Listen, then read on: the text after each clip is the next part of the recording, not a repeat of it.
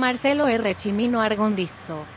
Tras 8 años sin ver el sol, el día de hoy, trasladaron al hangar de pintura de Fadea, al P-3B Orion 6P56, P-3B Tagnavmod Super B, de nuestra Armada, quien transita la última etapa de su intervención.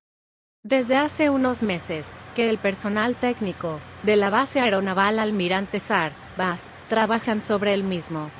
Se prevé el primer vuelo de comprobación funcional, para marzo de 2024.